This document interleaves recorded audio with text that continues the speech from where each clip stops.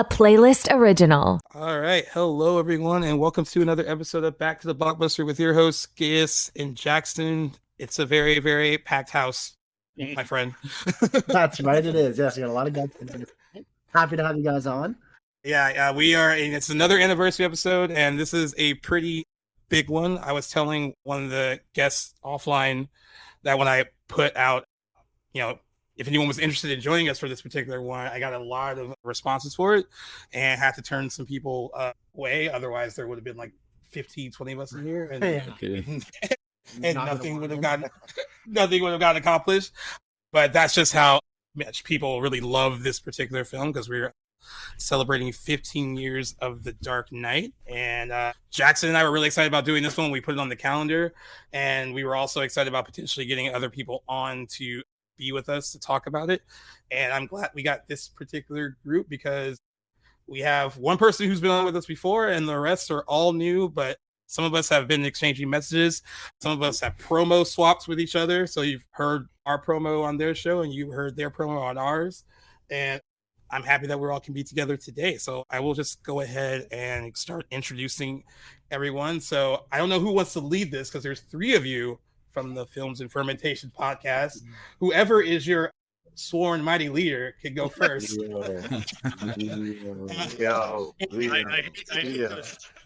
I hate to assume that I'm the leader of the podcast, but since I do the editing, publishing, note taking, and mostly everything else, take it away. You're the Don. I'll take it from here. We are Films and Fermentation, a movie and alcohol podcast. I'm Leo. I'm Kevin.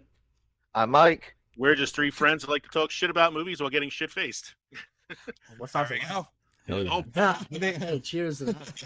Our show is we talk about movies and drink alcohol while we're doing it. We didn't want to, lose the gimmick tonight, so all three of us are drinking right now. I am actually drinking the Batman. That's the Batman. This called. Yeah. What that spiced rum? It's spiced rum. It's it's 2 shots of spiced rum, 1 shot of vanilla vodka, 1 shot of Kahlua, and balance of root beer. Damn, stiff. Mm-hmm. I like it. Oh, that's good. That's really good, actually.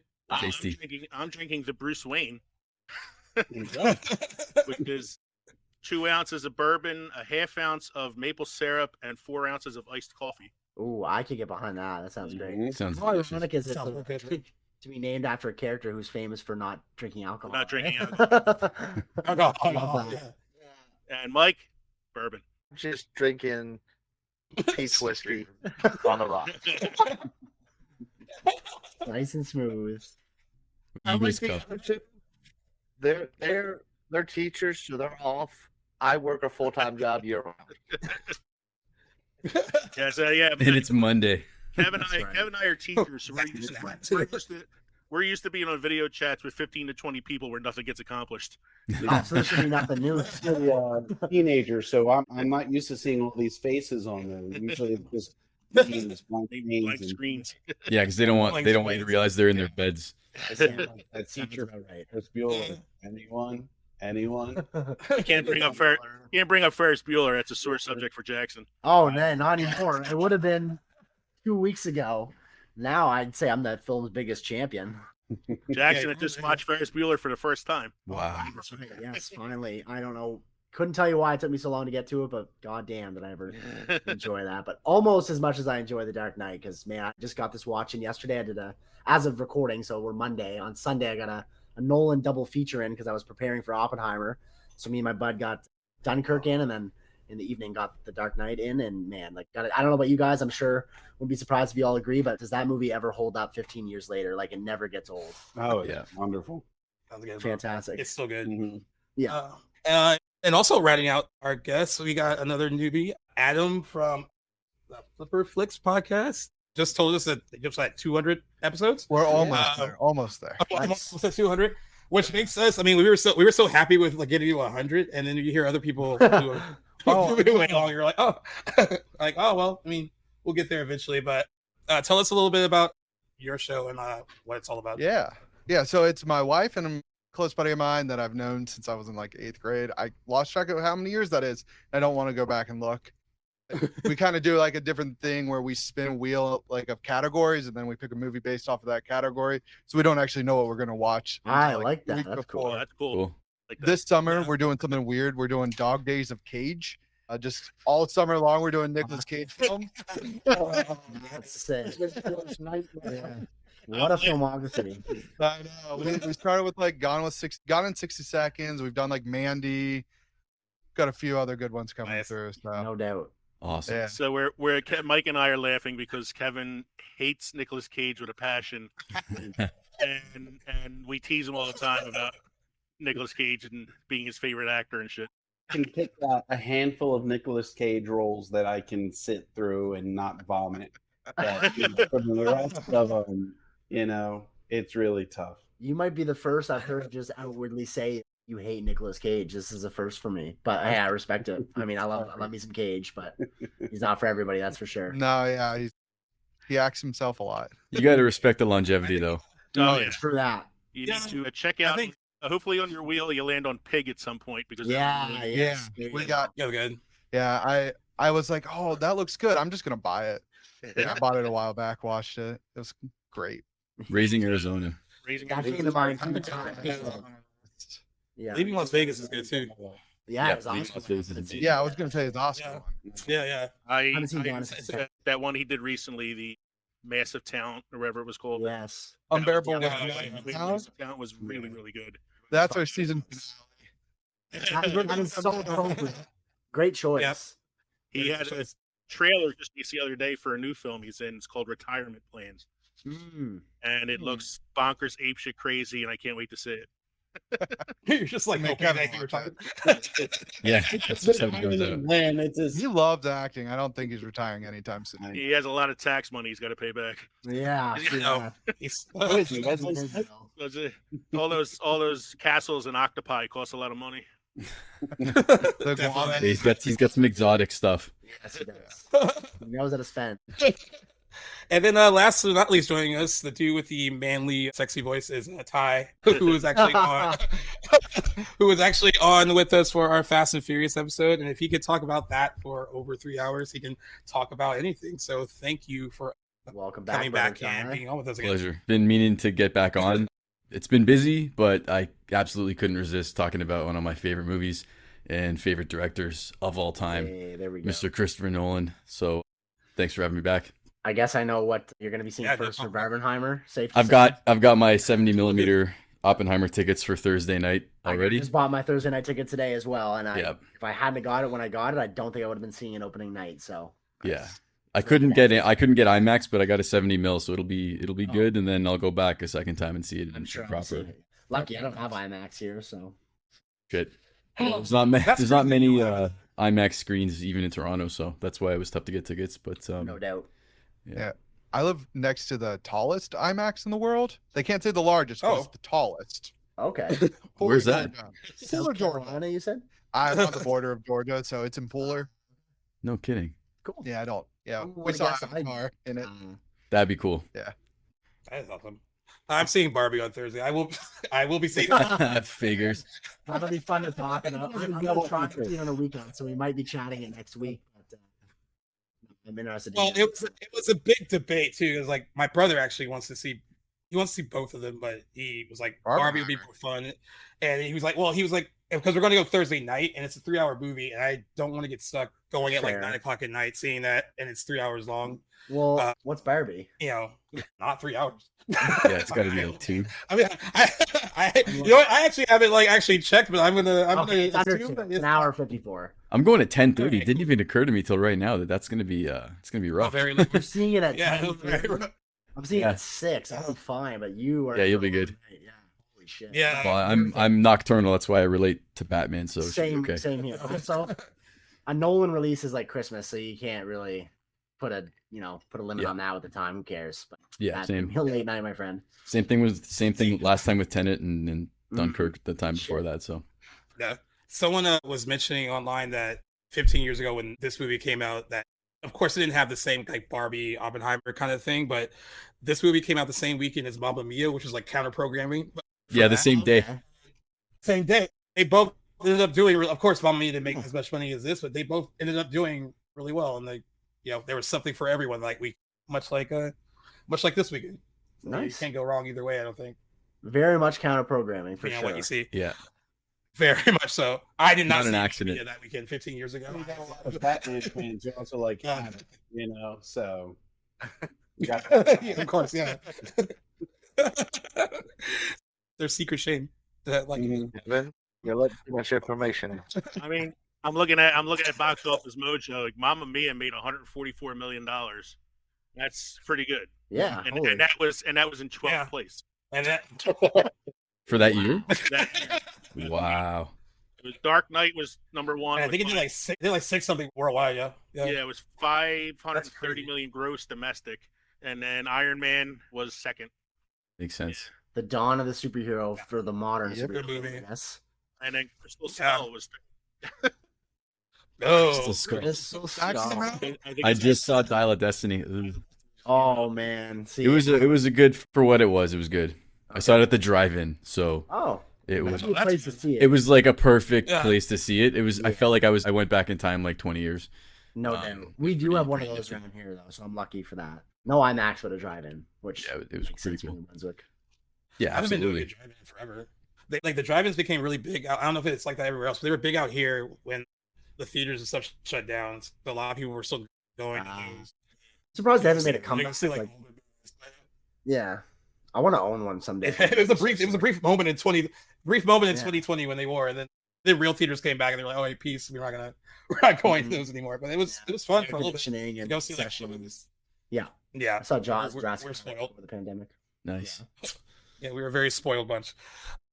All right, so yeah, we are here to talk about The Dark Knight, released 15 years ago. This is the second installment of the Dark Knight Trilogy. The plot follows the vigilante Batman, Police Lieutenant James Gordon, and District Attorney Harvey Dent, who formed an alliance to dismantle organized crime in Gotham City. Their efforts are derailed by the Joker, a criminal mastermind who seeks to test how far Batman will go to save the city from chaos. The ensemble cast includes Christian Bale, Michael Caine, Heath Ledger, Gary Oldman, Aaron Eckhart, Maggie Gyllenhaal, and Morgan Freeman. They say since its release, The Dark Knight has been assessed as one of the greatest superhero films ever made, one of the best movies of the 2000s, and one of the best films ever made. And it is also considered the blueprint for many modern superhero films, particularly for its rejection of a typical comic book movie style in favor of a crime film that features comic book characters. I guess I will ask people who are joining us, like Leo, Mike, Kev, Adam, whatever order you want to go in. You're the new ones here. When did you guys first see it, and what were your initial feelings about it when you first saw it? So, Mike, you want to take? We all saw it together. Yeah. Oh, nice. Like I That's said, a we've perfect been memory. friends for a while, so yeah, we saw it together, holding hands like we do at most movies. It was the three of us, a couple other friends and our wives and significant others, and like we had a whole group of us that went on. I think it was premiere weekend or close to it. It's very rare I go see movies on the premiere weekend because I don't like people enough to go out in public like that. But Deal with for it. certain for certain films, I will do that, and that's the For three of us Nolan. went and saw Dark Knight together. So Nice. Nice. Yeah. Well, that's cool. You guys are all together for it. That's awesome. Yeah. I was expecting like an individual story, but that's cool that you guys are all Were you guys together on that. big opening fans night. of Batman Begins? Like, was there a lot of anticipation for when The Dark Knight had come out? Batman's Yes. my favorite comic book character. So I've there we go. gone, through Batman 89, Batman Returns, going through high school with that, enjoying that. Batman Forever, which made me cry. Probably. Batman and Robin, which I went to reluctantly, hoping, praying something, but no. You should cry, But then, cry harder. tried harder. And then I got excited to see the trailers and the stuff coming up for Batman Begins. So I was excited for that. And then this obviously came to fruition, and I was super hyped. They did a great viral marketing campaign preceding the release of it. I was one who was going to the bakery in my neighborhood looking for Robin Banks's cake to get the Joker card, which would Nice. take you to the next clue. I mean, it was so cool, I remember. And then watching the movie, and then Dark Knight Rises came out, and I enjoyed that, understanding the limitations that they had because of what they had planned and what they had to adjust it to, Yeah, and then just I followed. I continued to follow along. So I saw the Batman in theaters and was okay with that too. I don't think it topped Nolan, but I thought it was a good variation. Agreed. Nice. Then I guess I'm up. And what about you? Yeah. I remember seeing it in the summer. It was before my senior year of high school. I'm gonna date myself there. And I just remember seeing it with one of my co-hosts in my show and both really liking it. And then I remember, I want to say the following Halloween, like everybody was dressing up as the Joker. And then like The Office had the whole Joker costume. Yeah. I just remember all of that. And then my most recent memory of watching that before this, I was on a flight home from Europe, and like my wife's her TV broke, so like we split the movie, like watching the screen together, and we watched all of the Nolan trilogy on a tiny little plain television. So Don't tell Nolan that. No, no. Blasphemy. What's the real the third one? When they're breaking the airplane and you're up in an airplane, you're like, oh, interesting. Yeah, the prologue for the third one. Yep. Yeah, we had done an episode on the career of Christopher Nolan about 6 months ago or so. Yeah. And so we talked about every one of his films and how he's a real practical effects and big set piece kind of guy. What'd you think of Following? Of what? Following? It was his first film. His first film. You could tell it's a first film. Yeah. The whole year to make. Memento vibes. Yeah, it was like for me, Memento was the first one I saw. So Yeah. Yeah. All right, Ty, what about you? Let's see. Oh wait, I was in film school actually when this movie came out, and I was in my early 20s, and everyone was so excited. I was excited particularly because I loved Batman Begins. Like I put it just behind The Dark Knight. I feel like if you could have put Joker in Batman Begins, it would have been like the perfect Batman movie.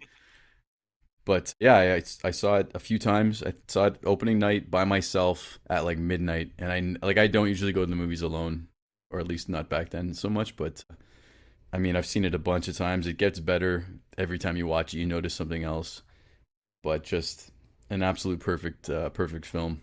But I remember it well. Like, it doesn't seem like it's been that long. It makes you feel old when you realize how long ago that actually was when it came out.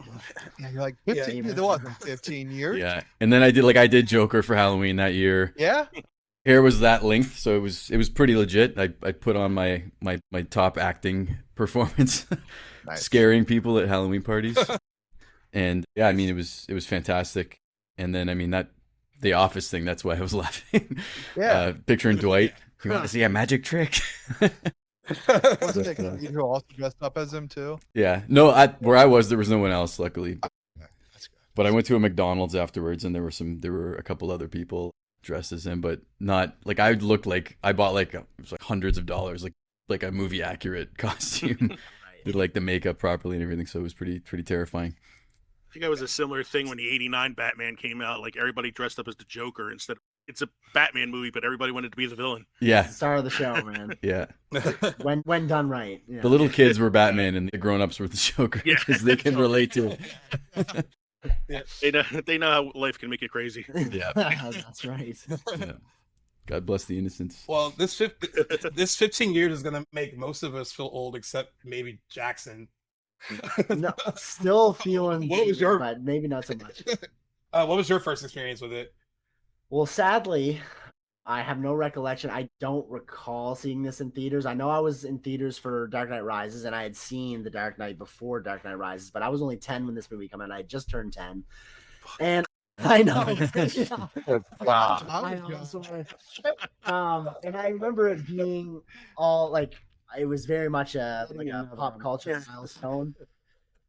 And I remember in my periphery, like this movie was all over the place, but I don't feel like I really noticed it until maybe like just a year or two before Rises had come out. Because as a 10-year-old, there's a lot of things occupying your time and your attention. So Batman was even before Dark Knight came out, like that was obviously a staple in any kid's, superhero collection. But I can't say that I really recall the first time seeing it, which is unfortunate just because of how young I was. But I do have fond memories of like watching on the couch back when surround sound was becoming a thing. I've seen it many times that sort of way until when I really started to come around and like enjoying and loving film. I think since then I must have seen this movie probably among any of the other movies I've seen the most times. It would be up there. It's hard to really put a number on it, but definitely have early memories of when it had come out, but sadly don't think I got that theatrical experience, which is unfortunate. So, I'm envious of you guys for that.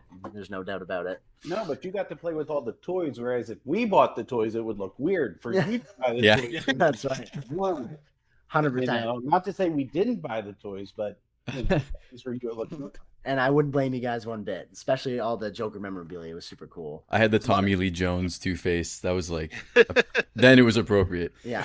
I do remember, Aaron Eckhart Two-Face scared the shit out of me. Like, thinking he was like a half Terminator with his eye. Eye bulging out. I do remember being freaked out by that as a youth. Yeah, it was hard to look at. Yeah. Still is. His effects are fantastic. There's a great moment in The Dark Knight that always freaks me out, even now when I see it, when he has Gordon's family held hostage on the top of that scaffolding or whatever, and he yells at one point and you see the jawbone like separate. Yeah. And it's like it's such a cool visual, but it still freaks me out every time I see it. Yeah, they did a really good job with it. That's as much of a CGI as Nolan would want to do. They did him up everything like practically, and then they just sort of CGI'd like the mouth part or whatever, and they just we burned his face. Yeah. Can we not flay? You don't want no? Do you have any objections to us dislocating your jaw? Are you attached to it? I'm sure if there was a way to do it, he would have found it. But it looks great. Aaron is so defined by his jaw. I don't know if you want to damage it for real. That's right. Yeah, true. It's probably insured though. That's true. I did the Two-Face. Everyone did the Joker, but I did the Two-Face too. No, sorry. Go ahead. Oh, that's good. Yeah, this is bound to happen. No, it's cool. I was rewatching it today. No, it's fine. It was funny rewatching it today, like the Two-Face stuff compared to like other times I watched it. I know how you guys probably feel like you respond to things differently when you watch movies over and over again, but the Two-Face stuff actually resonated with me a bit more watching it because I watched it again today, and all that stuff was like a lot stronger than I remembered it from my first few viewings of it. But yeah, I saw it on the opening Saturday because it was our friend's birthday on the Friday, and she was like, if anyone goes to see that movie instead of coming to my birthday, like, we're not friends. And I was like, all right, well, I guess we go to her birthday.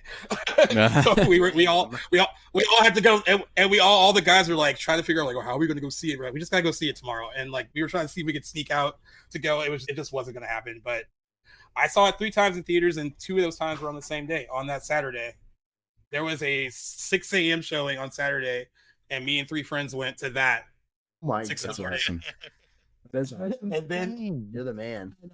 And then a different group of friends were like, "Oh, we're gonna go see it." And I was like so high on how good it was. I was like, "I'll go see it again."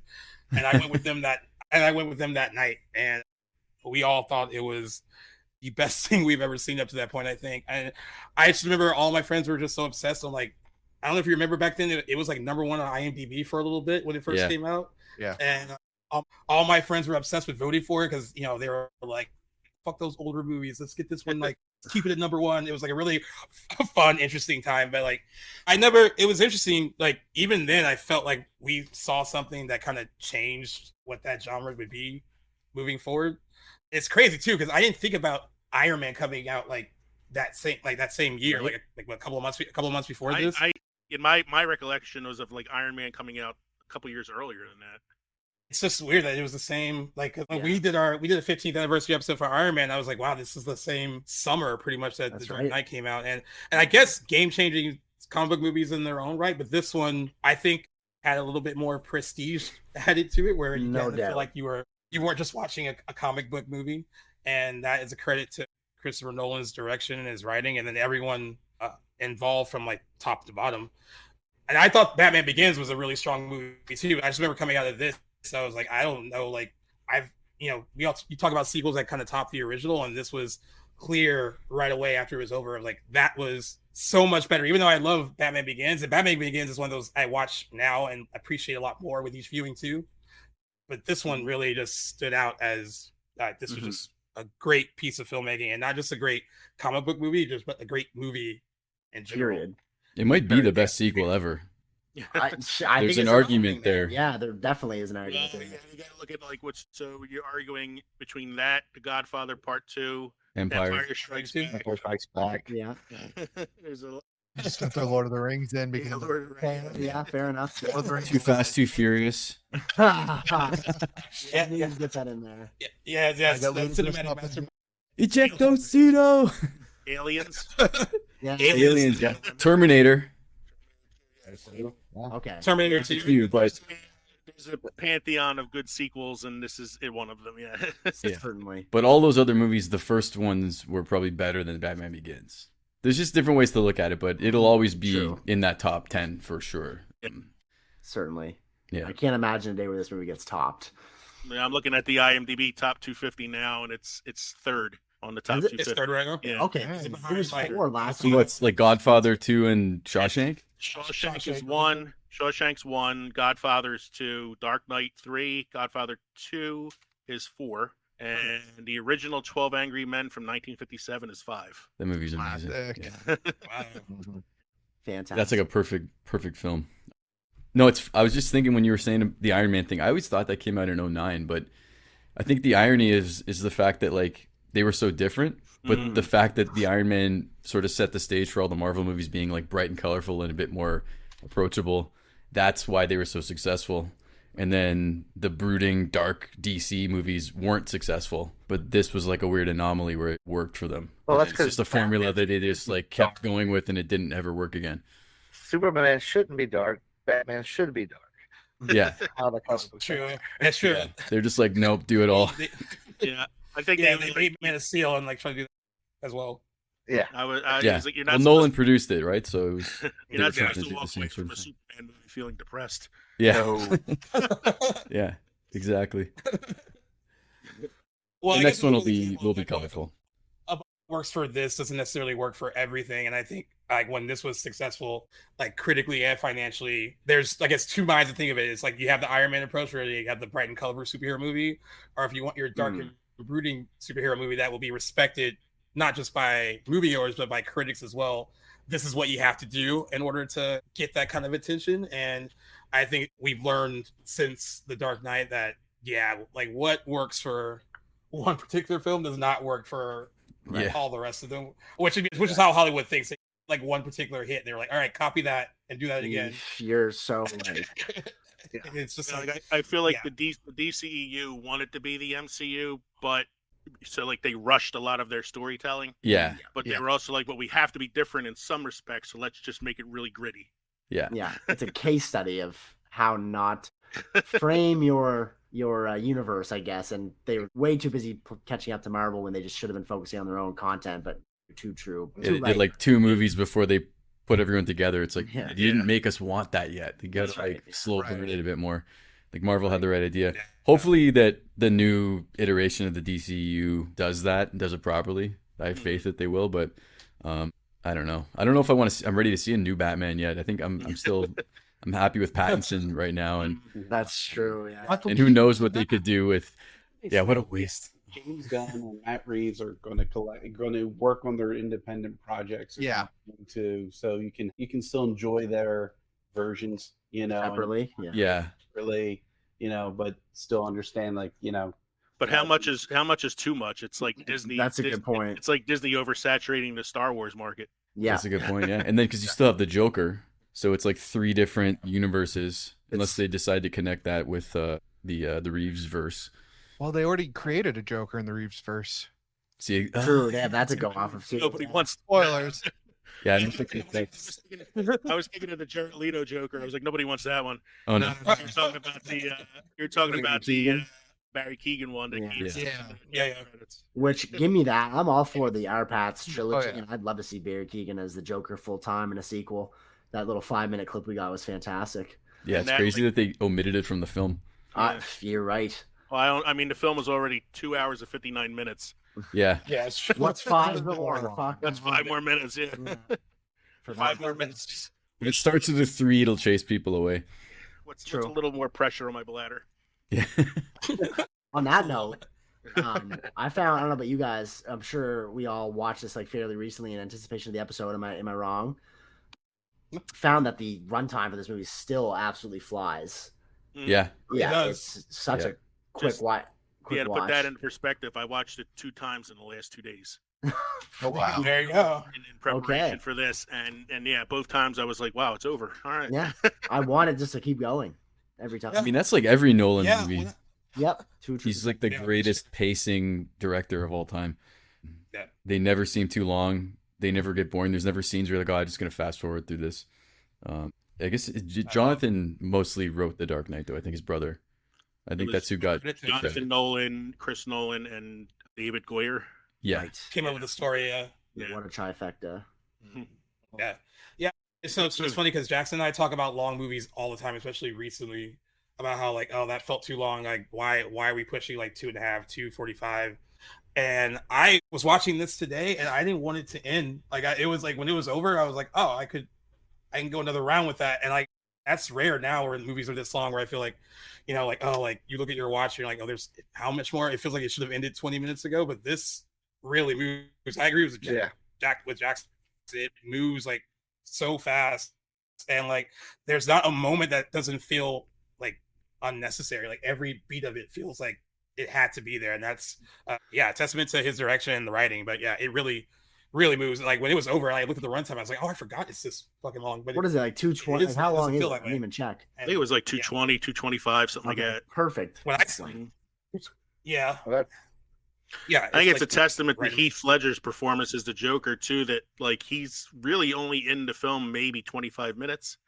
Yeah, that's But- every time he's not on screen, you can't wait for him to come back. Yeah, and that's it's- what kind of makes the movie flow. Because Yes. you're just like waiting for more and more and more. His presence is always there. Yeah. I live for those moments where he's on screen in the movie. Yeah, I And looked it's like I the looked at score it, and just it's fantastic.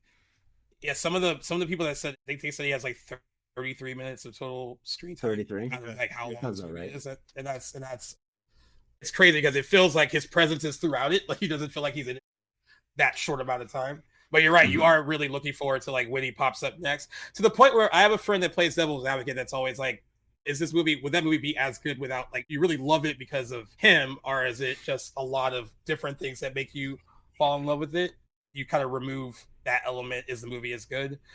I mean, it's hard for me to look at it that way because he's such a crucial part of the story. Even though, I mean, I like it. Yeah, it's really hard. Yeah, like because Christopher Nolan said too, like, because he said from the beginning he didn't want to have like a backstory for the Joker. Like, we don't really know anything about him. He wanted him to be an absolute, and that the person who had like an origin in this movie would be Harvey Dent, Two-Face, and that was the one you were really supposed to pay attention to. I like that we don't get. I mean, I love Batman '89, but I'm not really a fan of the backstory they give for that version of the Joker, and I kind of like that. I like that you get dropped in with this one, not knowing anything, and other than what you see on screen. I think it's perfect. I don't think you really need to know. The movie's better really off for it. And even now he explains to people different explanations of like, he got his scars on his face. right. It just adds to it. So you really have no idea what's going on. Very cool. Yeah. To kind of take you back a little bit, or I guess for people that were around when Heath Ledger got cast, how'd you feel about it then? And were you like, okay, I'm cool with it, or were you like some of the people I knew that were like, didn't really know who? I remember my buddy at the time said the dude from A Knight's Tale, and I was like, well, he's been in other stuff, but yeah, that dude.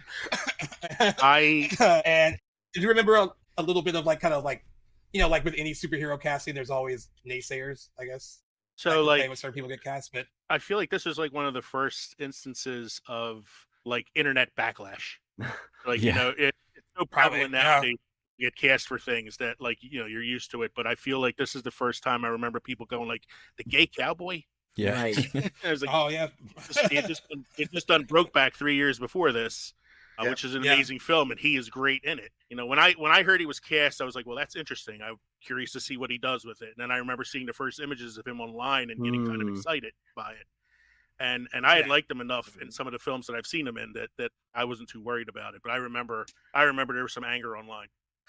I've heard about this, but Definitely, obviously I wasn't paying attention to that back in the day. But yes, it is quite the You would have only been 7 years old when the Brokeback Mountain came out. So. That's right. Didn't even know what the hell that was back in the day. So, although I did grow up, Jackson was on the message board, just like all angry at 7. I did know Heath from The Patriot, the movie. He was Mel Gibson's son. Yes, My dad The was a big Patriot, fan of that movie, and I liked Heath. That's what I would have known him from at this time. But I 10 Things I Hate About You. 10 Things I Yeah, Hate there you About go. Which yeah. I hadn't seen at that point, but that's right. No, I mean, I was kind of skeptical, but I don't know. I don't tend to judge. An actor is an actor for a reason. And it's best really to go into things with an open mind, but definitely not what would come to most people's minds when you would say like, hey, guess who got cast as the Joker? No one would have guessed him, but I thought I heard that he originally went out to try to audition for a different part, or that might have been Cillian Murphy. I know Cillian Murphy auditioned to be Batman. He did audition to be Batman. And then wasn't right for that, but then he's like, I got to put him in this as something. So he ended up being Caine, but glad for that. Big time, yeah. He's perfect for that. I cannot see Cillian Murphy. No. I'm like, trying to picture it in my brain and like I'm thinking a creepy Batman, but no. Yeah. No fighting. Yeah. No fighting. So fantastic in that role. That's the role he was born to play. I think, was Thomas Shelby. Yeah, that's the absolute perfect casting. I'm the fucking Batman. No cocaine. But I think you're right about that. It was Cillian Murphy was originally supposed to try out for Bruce Wayne. They gave him Caine. Yeah, Heath Ledger, maybe he was supposed to be Harvey Dent. Yes, I swear that it was something, but maybe something to look up if your IMDb open still. But I swear that I thought he went up for something else, and then Nolan figured to put him in the shoes for the Joker role. But either way, he obviously did a phenomenal job, and really gave that performance gave legitimacy to superhero films. That's right. In relation to Oscars, certainly. Yeah. But I think it just in a whole, it opened a whole other sort of world of possibilities for what a superhero film could be. Changed the conversation without a doubt. Yeah, and you got to wonder, some people were like, oh, if he didn't pass away after, I don't think he would have won the Oscar. I think that's BS. I think he still would have won. Yeah. I think he definitely would have won, yeah. But, I mean, I'm very, very glad that he did because, again, it still holds up as probably one of the greatest supporting performances ever, regardless of decade or genre or gender. So it's unbelievable. 2009, his competition for supporting was Josh Brolin in Milk, Robert Downey Jr. in Tropic Thunder. I still can't believe that. Philip Seymour Hoffman in Doubt, and Michael Shannon in Revolutionary Road. Strong year. I think the biggest competition he probably would have been Hoffman in Doubt. Yeah. Yeah. I love Robert Downey Jr. in Tropic Thunder. I think it was like an honorary Oscar for him because I don't think they would have given it to a guy for playing blackface even then. But yeah. I mean, it was still really well done. It's still funny. I mean, it wouldn't exist right now, but if you understand the joke, it's funny. Yeah. Yes, that's the last we'll ever see that too. For a while. Yeah. They're talking about doing they should do a sequel. I support that. Talking about it, I heard. I did not know that was in the works or in the conversation, but I would support it too. That movie's amazing. But no, very deserving, absolutely. And correct me if I'm wrong, but even aside from the conversation of Heath's supporting acting performance, but this movie wasn't, so you guys would be more the people to talk to than I would be because obviously I wasn't paying attention to this sort of thing at the time. But there was a huge campaign. This is the movie that they say that led to the expansion of the numbers in the Best Picture category, right? When this movie was snubbed. Yeah. Fully got snubbed. Right. They call it fully got snubbed. Did they go rate from 5? They call it the Dark Die Roll. They call it the Dark Die Roll from 5 to 10. So did they go rate from 5 to 10 the next year? I think it's the 82nd Academy Awards. I don't know when. It was the year after that, yeah. So year after, yeah. This was, and that was the year that we got. This was 2009 when he won the supporting actor. 2010s when they went to the 10 movie category, right? To make nerds like us happy. They always throw in like a Marvel or something. You get Black Panther, gets Black Panther. Or some. It wouldn't some have got nominated otherwise. Like when I read it online, they said they opened it up to 10 films for popular yet prestige films, and they listed like District 9 and got an Oscar nomination after this, and they had The Blind Side there too, which that was just a popular movie. But you opened it up to more like mainstream movies that like casual Yeah. moviegoers would have seen, and not just cinephiles. And I mean, for better or worse, I mean, I think a lot of people thought it was going to get the Best Picture nomination. It was one of the best reviewed movies of the year, and a lot of people that reviewed it positively weren't really talking about it like it was a comic book movie either. They were talking about Doesn't come like it was across more than that that. way. Yeah. So it was a definite surprise when it wasn't, and it kind of, I still don't think the Academy was ready, even though it was much more than the comic book movie. I don't think they were ready to give a comic book film like a Best Picture nomination. I mean, that's just my 2 cents on that. It seems like that's how they were thinking back then. 100%. They just didn't want to bend and tarnish the prestige of it all. Yeah. No pun intended, because the Prestige was the movie Yeah. before that. Ah, nice. But it's funny because every other Nolan movie would obviously get that like automatic Best Picture nom, Best Director nom. That's right. And then it's just because it had like a superhero in it. It's like, no, this one doesn't count. Even though it's shot just as well, it's written just as well, the acting's just as good. To me, it doesn't make any sense. I agree. And to answer your question about what Heath Ledger originally auditioned for, it says here that he and Cillian Murphy both auditioned for Bruce Wayne in Batman Begins. Okay. Even he would have been young. Yeah, and he, but Nolan decided to go with Bale, but liked Ledger's audition enough that he remembered him for the Joker when he did The Dark Knight. So Nice. Amazing. Yeah. And dude is 100% committed. I mean, that's the best thing I can say about what he does in this. Yeah. And like, I mean, it was cool too, just hearing stories about other actors who were on set with him, and just hearing like they'll just be like, he was doing all this stuff that we were just like amazed by, and then they would call cut, and he would ask us like, was that okay? Did I do all right? And they're just looking at him like, do you not know what you're doing? Like, this is this is great what you're doing. But he still was I guess like some actors who were like, I really want to get this down, like I hope I did this right, was always trying to get approval from some of his co-stars about what he was doing. And he invested in this role. He was really invested in this role. I mean, he just, what did I read? He locked himself in a like motel room and just got into character and journaled and made videos and the whole 9 yards. Like he really like delved deep into it, Went method Gaius as you so commonly love. He go full like, I mean, this is like semi-method. He went Robert Downey full drop his thunder. I mean, he didn't go like Jared Leto giving weird gifts to his co-stars method. Like, right. No. Which proves that you don't have to do that. You don't have to go that far. Like Heath Ledger came up with the idea of licking the wounds where the scars are. Yeah. As like some sort of like subconscious thing that he would just do. He hated the makeup. Like he kept licking at the prosthetics, and then he just incorporated it into the character. Videos, the stuff the video where he's terrorizing the fake Batman was directed by Heath Ledger. Yeah. That and the news anchor, right? He did both those scenes. Yeah. Yep. And one of my favorite pieces of trivia from that is when he comes up on the elevator to the party that Bruce Wayne is throwing for Harvey Dent. Michael Caine is seeing Heath Ledger in makeup for the first time in that scene. The reaction he has is a natural one because he wasn't ready for it. I can't remember my lines. Scared his little British. I forgot my bloody lines. Yeah, he saw an interview with him, and he was like, I was terrified. I totally forgot my lines, and it was genuinely frightening. Yeah. I'm here. That scene's so good. that scene is so good. And like what I love about that scene is when he starts kind of getting in Rachel's face, and the camera just like spins around them. That typical Nolan shot. He loves that. Yeah. You feel just as uncomfortable and uneasy as she is in that moment. He's almost like a shark. Yeah, he's almost like a shark going at her. Like, it's so good. He's the ultimate predator, that's for sure. Kev, what was that meme you showed me the other day? I send you a lot of memes, man. You're gonna have to get it down. I think it was. I wish my man would hold me the way that Heath Ledger holds the Gyllenhaals. Oh yeah, because he's got his arms around Jake and Molly. Yep.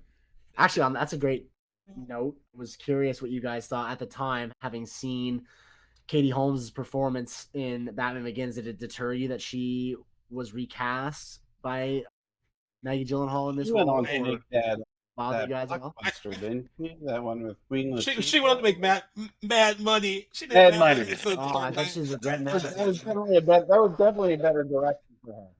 You know? It's funny. I think the irony is that I think Katie Holmes probably delivers the best line in the entire trilogy. Oh, Which one? It's not who you are underneath, but what you Oh. do that defines you. Right. Yeah. And then they're just, all right, you're gone. I mean, Maggie Gyllenhaal is probably a better actor, but wasn't a distracting recast. Like sometimes there's recasts that are like, what are you doing? And it takes you right out of it. And in this one, it was sort of not as consequential. And there was a time gap as well, so you could kind of Fair. Yeah. feel like she got into a, she had some plastic surgery. Somebody who's kind I of feel comparable to differently Furious. about this. I think. And the actors didn't play it differently. It's not like I feel one. a little bit- Exactly. Yeah. Right. Exactly. Gaius, you said you feel differently? So I think I mean I do ultimately care about what happens to her in the movie, but I feel like if it would have been Katie Holmes, and I agree, I think Maggie Gyllenhaal is a better actress than Katie Holmes. But if I had a familiarity with someone who was in that other one that I watched already and had gotten to know, that I probably would have. Those moments would have like Higher stakes. landed a bit stronger with me than having someone completely new in the part, because Rachel, the character itself, isn't really like a very, very strong character. It's not like someone that really stands out a ton. So I would have, that familiarity of having Katie Holmes back would have helped a lot, I think, in those moments. But I know people feel differently. There are a lot of people that like really prefer Maggie Gyllenhaal because she is a better actress. Christopher Nolan said that he did want Katie Holmes back. He did not want her, and she just It was her.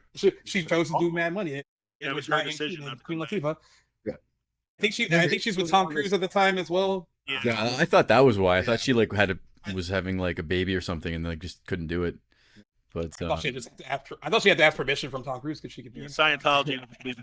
yeah, she wasn't allowed to be in it. Yikes. I didn't even notice it the first time I saw it that they changed actors. Oh, really? Oh, Okay, there you go. Still younger. Katie Holmes, man. I was kidding. I was younger. I had a big crush on Katie Holmes back from Dawson's Creek days, so I definitely noticed. And then she did The Gift. Yeah. Oh, yeah.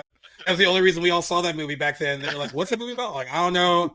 I mean, I heard that some stuff happens with her at the end there. That's just like important. just like the two guys in Harold and Kumar Go to White Castle. It's the only reason they're watching the movie. Yeah. So true.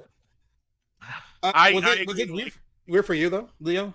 The change. I Yeah. kind of agree with what Ty said earlier, that it wasn't a distracting change to me. She's comparable enough in appearance that it wasn't like a big deal to me. If you had said, "Oh, Katie Holmes isn't returning," and then cast it a 6'3" blonde actress, it's like it's been a little distracting because it's somebody looks completely different. Right. It's Kim Basinger. Yeah. Yes, Yeah. for her. Making a comeback. Vicky Vale. Yeah. That's hilarious. It wasn't But like the Jackson- Don Cheadle recast. Right. That came to mind too. Like Iron Man. Yeah. That came to mind too. Yeah, but Don Cheadle ended up doing so many movies as Rhodey that it was like after a while it was like, oh, I forgot. Yeah. Now you know, Exactly. What's his name? Terrence Howard. Terrence Howard did it originally. Terrence Yeah, Howard. true. I will say I was when I first saw the movie, even though it did land a bit better for me today watching it at home, having her in it. I do remember being completely floored that when I first saw it in theaters that they were doing that. I mean, that they were gonna, of course, put him in a position where he had to choose, and like one of them was gonna die, and like I knew watching in the theater that it would likely be her because that's stakes for him, but. I was completely surprised that they did that. I was like, "Oh, this movie it means business, I guess." Yeah. not fucking around. You figured that he would have saved them both somehow, Right. but Yeah. that's what made it. That's what made it what it was. You know what I mean? It's, You wouldn't have the stakes that turn Harvey into Two-Face if that's the case. exactly. That's right. I love that Yeah. scene and the And score that's going on when Batman opens the doors thinking that he's going to save Rachel, and you just see Harvey on the ground and how everything goes silent but the score, and you Yeah. can tell probably on his face he's like, fuck, like this is not who I wanted to see right now, but gotta go get him anyway. That scene still is like one of the more impactful ones for me. And then Harvey's reaction, of course, and Rachel Aaron reacting. Eckhart's so strong in that scene. Yeah, It's- I think he's one of the unsung heroes of this movie. Obviously, you have Heath, no doubt, is like the best that movie gives, but I feel like I don't hear enough about Aaron Eckhart's performance as Harvey Dent in this movie as I think is deserved. Like he's incredible in Yeah. this role. Even outside of this movie, Aaron Eckhart's underrated, if anything, I find. You talk about that line from what's her face, Batman Begins. Being Yeah, like it's- very- I know what you're gonna say. important Yeah, I know line, what you're but saying, you can't, you can't understate. You either die the hero or live long enough to become the villain. Yeah. Right. That's the other, like, that's the two best lines, one from each movie. That's right. And then from the third one, it would have to be, why would somebody shoot a man before throwing him out of a plane? That's a spot on. In my opinion. I would have gone with You live in the darkness. So it's fine. Yeah. That's my favorite. Yeah. Yeah. was born. That whole monologue is incredible. So many good one-liners from Bane. Another Peaky Blinders guy. Yeah. Yeah. That's right. Yeah. Yeah, I agree with Jackson though. I think he is the unsung hero of the movie. Maybe because Heath Ledger is so strong that you kind of forget a little bit Shadows. what for Aaron sure. Eckhart does in this. It's overshadowed a bit. When I was watching today, I actually felt more watching his stuff for the first time in like a long time. Actually, thought it was just really strong. Like all that stuff was really strong because the stuff that goes on with his character, like his gradual progression, is pretty much like the overall like heart of that movie. It's either going to go one way or the other. And they have, he's supposed to be this like kind of beacon of hope for the city. But even though he shows shades of like something's off, like he has a temper, Yeah. for sure. Before It's anything goes awry. Man's not just trying to save him physically, but mentally too. Yeah. Yeah, And himself, Yeah. like he wants to replace himself Yeah. with Right. Harvey. But there's no character arc for the Joker. Like the Joker is just this absolute, he's almost like a zombie on The Walking Dead. Like he's there. He The character just- arc is Harvey. He's Legion of Chaos. That's Yeah. There you go. Exactly. And He's just there to create an obstacle and to create chaos. Yeah. And the arc is all Aaron Eckhart. And you can see the acting chops. Exactly. Aaron wants to. Yeah. How did you catch the thief? We burned down the forest. It's so good. But yeah, that's true. There is no character arc for the Joker. You just and you don't really need one. I mean, No, and it I works. didn't desire one at all. It Yeah. works completely well. No, the I arc. think The it's- arc yeah, for me is perfect just the way it is. the arc for me is how he constantly describes himself as a man without a plan. Yeah. And you see him in Oh, the yeah. building phone, and he's got a piece of paper in it with his whole script written in front of him. Yeah. And he's clearly got a plan. He's clearly got a It's like- plan. It's like you didn't think I'd leave the fight for the soul of Gotham in a fist fight with you. I love that line. Yeah. You need an ace in the hole. Mine's Harvey. That line is so awesome. I'm just I love these these some cars. Yeah, but that's just a testament to how well thought out his character is. That he's just such a master manipulator of whoever he's in front of. Like he was really selling Harvey that he wasn't responsible in that scene, and it happens to be a very memorable line for him. But no, he's undoubtedly a man with a master plan for sure. Well, they set the stage for that in Yeah. the prologue in the beginning, how he tricks all of his henchmen into killing each other one by That's one. right. You're like right off the bat, you're like, this guy is not only psycho, but he's an absolute genius. And then the whole time he's just like claiming like, no, I don't have a plan. Like it's just, like a dog chasing cars, but he's deceiving everybody, including you watching it. And you're like, Yeah. That's right. you're suspending your disbelief. Like, is he really crazy or is he an absolute genius? Arguably one of the greatest villain introductions in the history of cinema. Yeah, it's so Yeah. it's so good. I remember seeing that. What movie did they release that 5-minute, like the opening scene? If you saw something in IMAX that year, you Oh. got to see it like as a preview. I forgot. Yeah, It was one. But I remember going to. What was it, Kev? No, I thought it was a Polar Express. I think I got it mixed up with that. What was it? Yeah, that wouldn't be on brand. Dramatically, very similar. Each other. In the heart of the summer too. Like this. Must have been like a spring release or something. Was it The Prestige from like a year before? No, that doesn't make sense. That's too far before. Oh I God. thought they would have been filming. Yeah. Talk amongst yourselves. I'm gonna Google it. All I know is that I saw it, whatever it was, I saw it more than once because I just wanted to see that scene again You know and what? again. It would make sense almost if it was Iron Man, if not them being competing studios. Well, it would have been Warner Brothers. right. It, Okay. it would have been something from Warner Brothers. That's right. I didn't. What would Warner have had? 2008. Yeah, that's a good question. God, yeah. Shit, I That's wanted. gonna bother me now. Yeah, I just watched the whole Too. documentary. maybe they didn't. That Still wasn't just like a. Mike's thinking it gonna was Mike's gonna sing the theme song from the Adam West Batman. In the meantime, while we're all looking this up. But no, I do remember that, and I mean that goes back to like even it takes you back to like how Nolan has always been a champion for the IMAX stuff. They shot that whole scene in IMAX. They released it in IMAX theaters. That's the first movie to use it, right? Didn't they destroy one of the only 3 IMAX cameras ever created at this point while they were filming this movie? I know as of right now, there's 15 IMAX cameras in the world, and Nolan has destroyed 4 of them. Oh my god! He destroyed one. I still love them. He destroyed one on Dunkirk. He sunk one into the ocean on purpose in Dunkirk. And then he destroyed one on the Dark Knight, and he destroyed one on Dark Knight Rises, and then I think one on, I guess, would have been maybe Tenet or Interstellar. Was it? What scene was it in the plane? The plane? Yeah, scene? it was in the plane Dunkirk. because they had mounted an IMAX camera on the plane, like on an actual Spitfire, which is unbelievable. You can comprehend, and then they sank it with the camera. But I think, I mean, I love to see the evolution of how like this was the first movie that ever had any of it shot with IMAX cameras, I believe, for like a theatrical release. That's incredible. And then it was only the scenes like the opening, and then the scene in, I guess it was like Singapore, where he's flying to kidnap Lau, and then a couple other parts. But to go from that to now Oppenheimer's days away, and it's completely shot in IMAX, and it's cool to see the evolution of how far he's taken it himself. As a filmmaker, when part of your budget is a $10 million camera, you plan on destroying. Yeah, you plan on don't get. You plan on sinking in the ocean. Like, oops, sorry. If I think I found the answer to that question. If I'm reading this right, the trailer premiered before I Am Legend. Okay, that makes sense.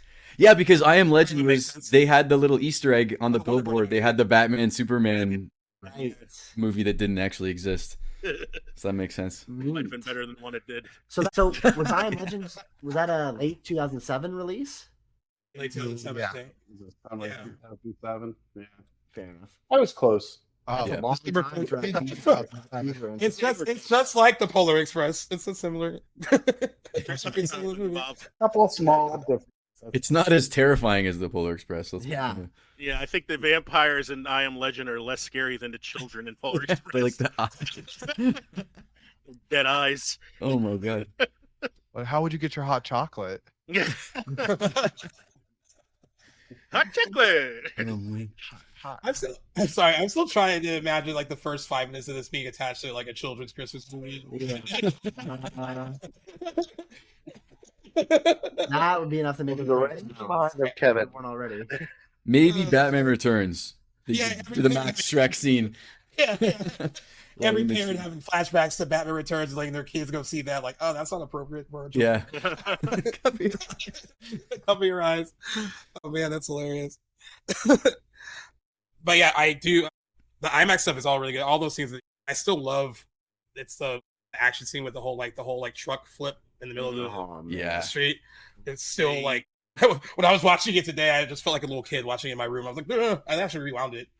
That's how excited I was. That's another Nolan thing. Like that's physically impossible for a truck to flip like that. Yeah. But he was like, we're gonna make it work. Yeah, we're doing it. Nolan doesn't even listen to physics. No. You got to admire the ambition. Watching Interstellar. Yeah. Devoted he was to physics in that movie. True. It's just on that note. That's if you guys have ever heard me talk about it. Interstellar is a movie that I'd say like I could pinpoint where I like fell in love with cinema, and it's crazy to think how accurate the depiction of the black hole is in that movie before it was ever like recorded. It's like spot on, just incredible. But yeah, no, that man is not bound by any laws of nature. That's for sure. I can't wait to see. I feel like Oppenheimer's going to have Interstellar vibes. And not a single CGI shot in that movie. You guys saw that? Interstellar. Like in Oppenheimer. Yeah. No CGI. Like beyond me. He actually dropped an A-bomb in the Pacific Ocean. Yeah. Okay. Unbelievable. It makes the shot look real enough. Yeah. Well, it still impresses me. The Dark Knight Rises, the opening scene. Yeah. The airplanes, like how they did that for real. That's right. Crazy. I love it. I think I don't know. I love how old school Nolan is with everything. With how he's still championing I'm shooting on film. surprised Tom Cruise hasn't done a Nolan film yet because he likes to throw great- himself into bodily danger so much. Match made in heaven, those two.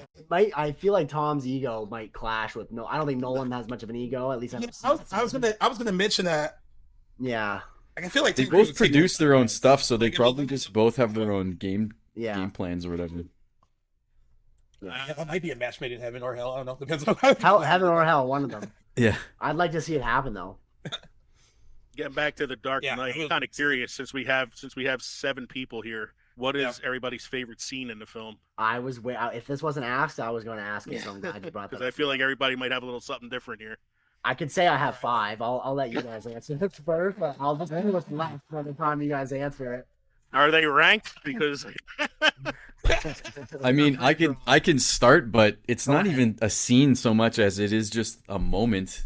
But every single time ends, I get chills. Every single time, like the Gordon monologue, and then just like the shot of the bat pod driving into like the final spotlight in the very final shot. Every single time, it gets me like full body chills.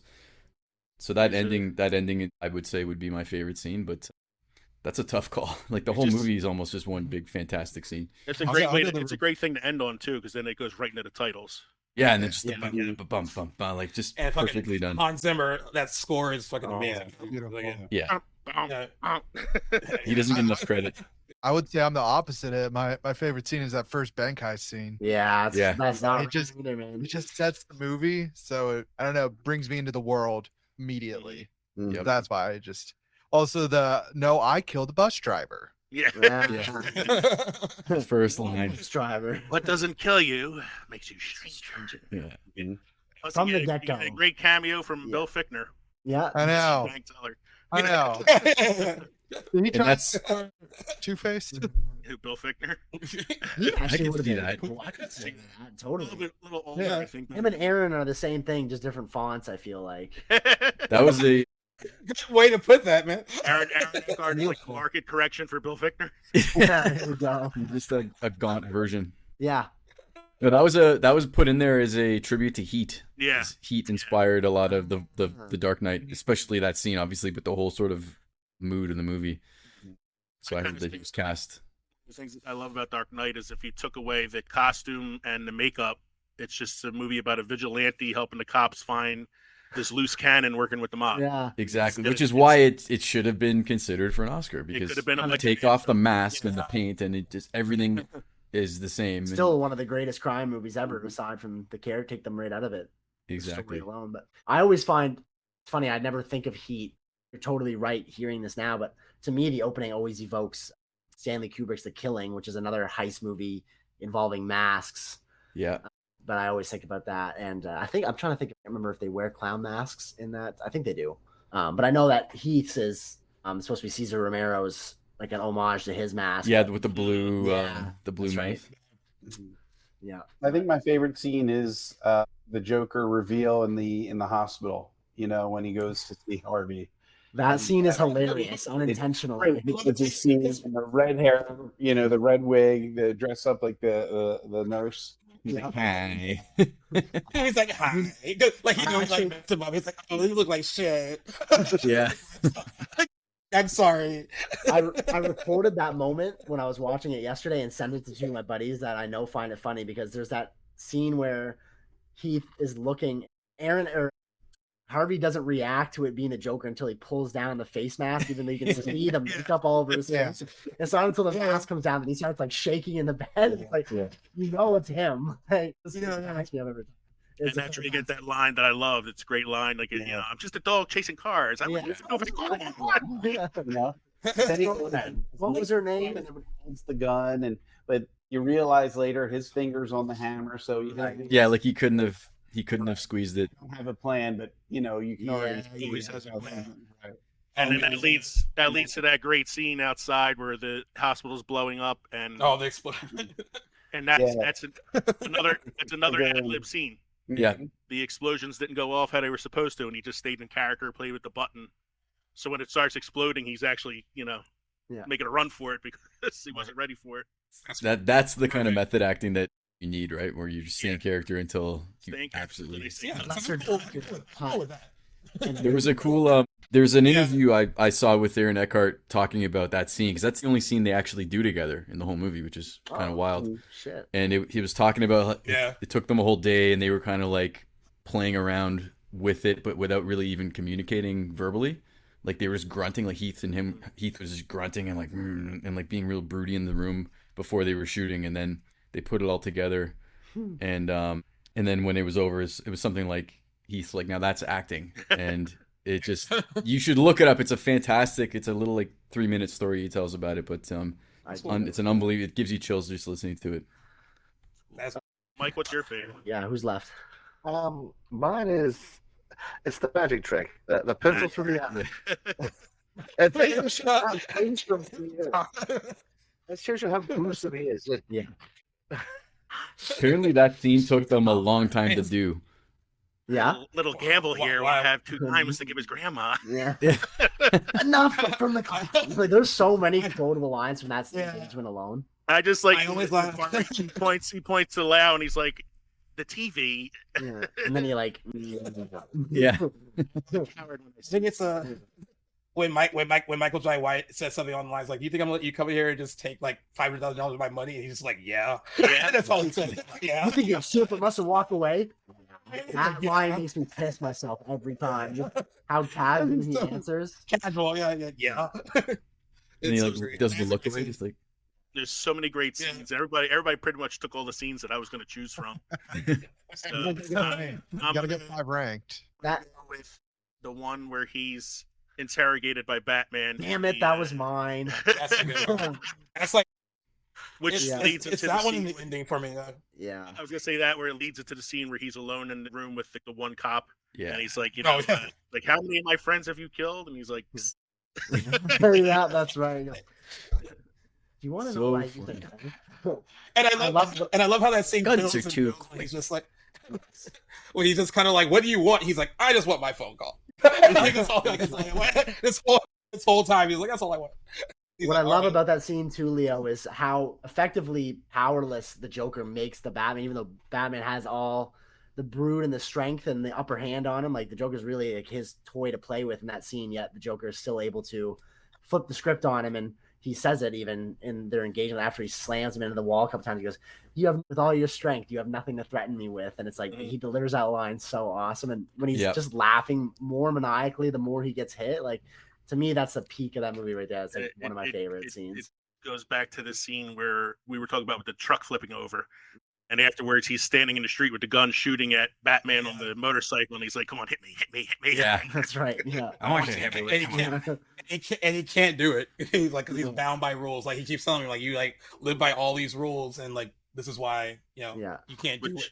I Can't think really that do what needs to be done. makes that final fight scene kind of bittersweet because, like, we lose Heath Ledger after this film, which is a great tragedy. And like I feel it every time I watch this movie. Like, God damn, what could he have done with his career if he had? I know. Right? It was only just beginning, basically. You hear that final scene with him and Batman where he's like, we're you and I are bound to do this forever. That's right. What could have been? Could have been. Yeah, You could have had a great Unbelievable. cameo in The Dark Knight Rises. Yeah, the Heath Ledger stuff is like, he was super tough. I mean, like they always talk about how like the movies he did early in his career, like 10 Things I Hate About You. They're like, oh, did he actually like that stuff, or was it, kind of a means to an end? And he did like doing movies like that. He just didn't want to keep doing the same ones like that. So they would offer him more roles like that, and he's like, no, I want to do something different. So he was constantly trying to evolve as an actor. And like, sucks to not know what he would have done after this, because he probably would have had so many more offers to do so many different things. This would have put him in a completely different league than he was in prior. He was working with that Terry Gilliam movie, right? Imaginarium of Dr. Parnassus. Yeah. Is that the last movie he was working on before he did? I went and saw it in the theater when it came out. It was like, I guess, a year later, or not even. It was pretty eerie. Probably weird one. That was A the one weird where I way to think go out. They had to finish some of his scenes with other actors or something. Yeah, Johnny Depp, Jude Law, and Colin Farrell all played that same role in like sort of an imaginary world or whatever. I mean, it was good. It worked, but not the film I would imagine would have ended up being his last movie. nor anyone, I imagine. Yeah, Christopher Nolan said he was in the middle of he was in the middle of editing when Heath Ledger died. So like he said he was in a weird position where he was like, I'm looking at all this like final footage of him, and like it's sad, but then it's also like I have this last great thing that he did, and like wanting to get it right. Yeah. So there was like Imagine the pressure on that end to get it.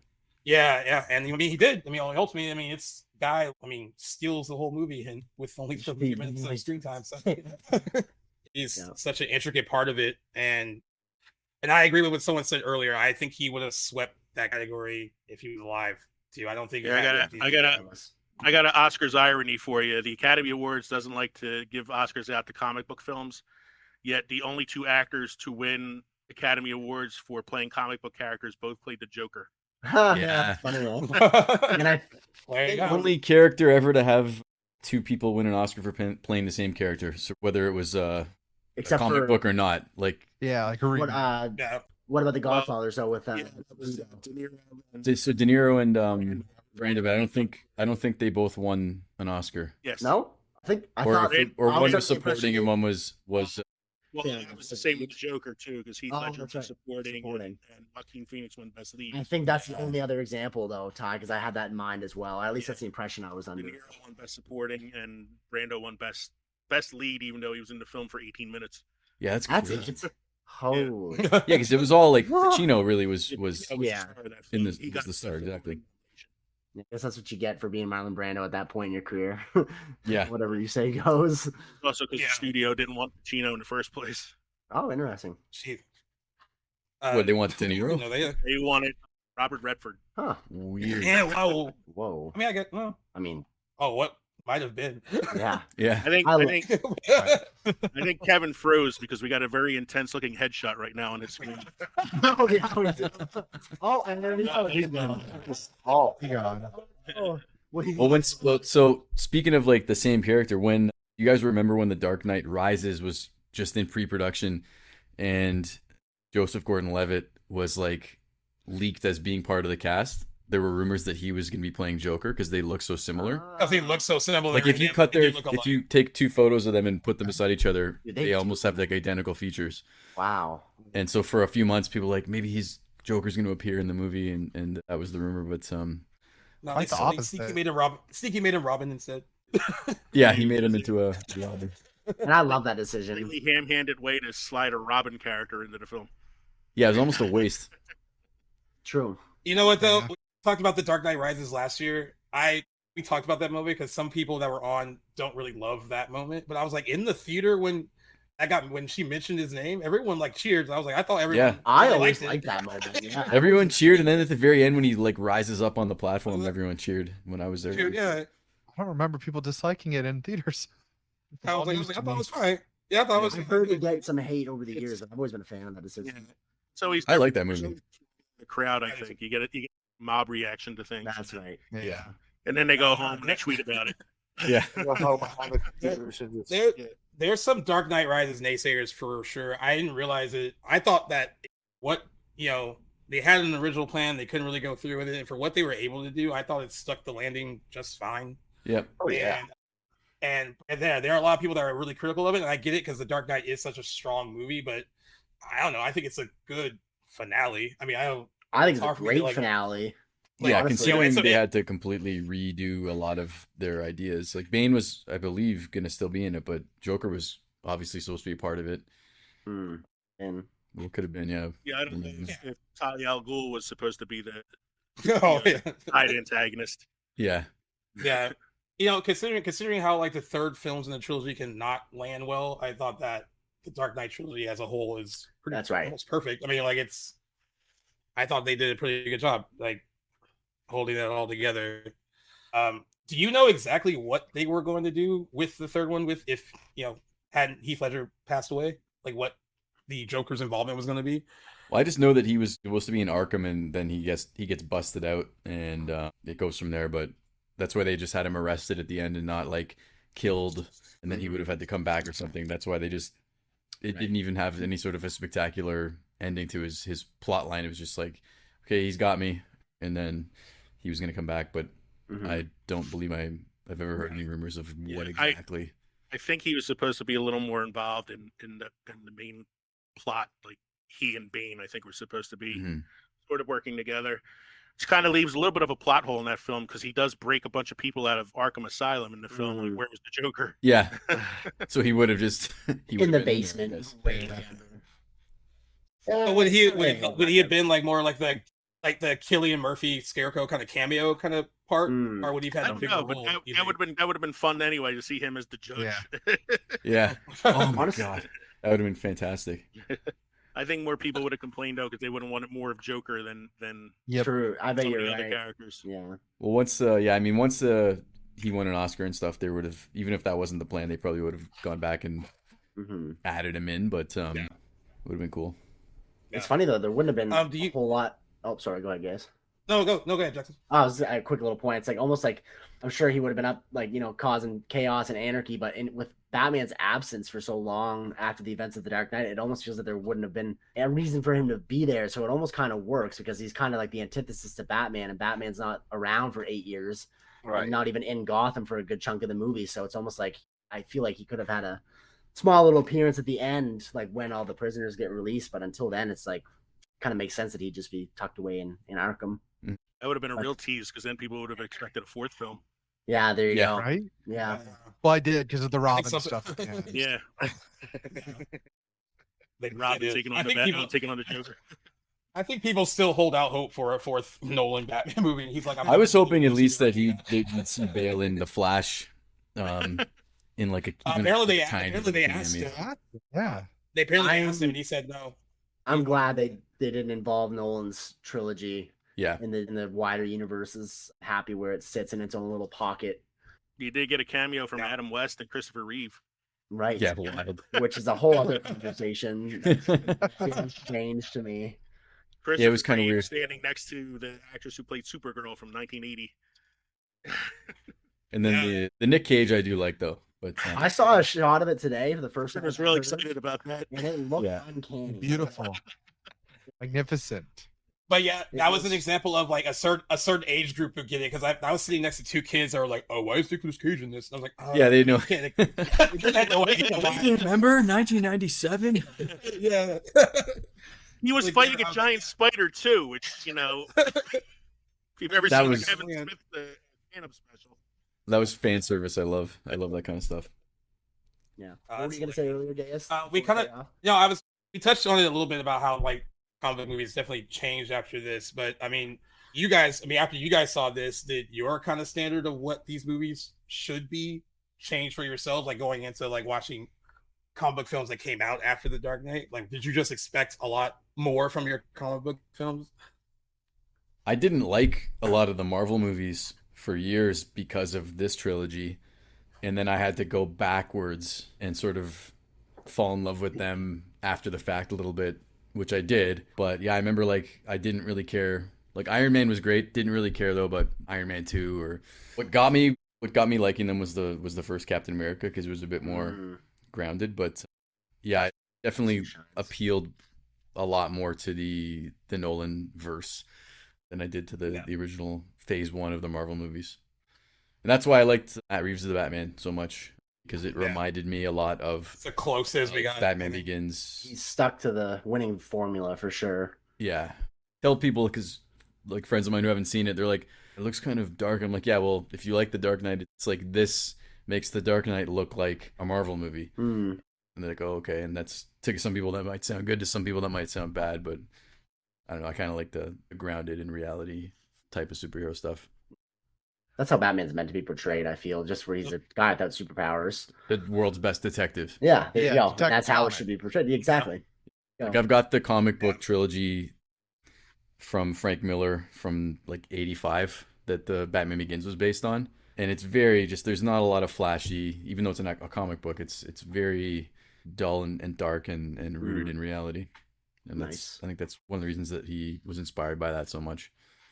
I didn't think What I about- had any expectations about the MCU films based on The Dark Knight, because as somebody who grew up reading comic books, and I always had it, I always had my own distinction between what was DC and what was Marvel.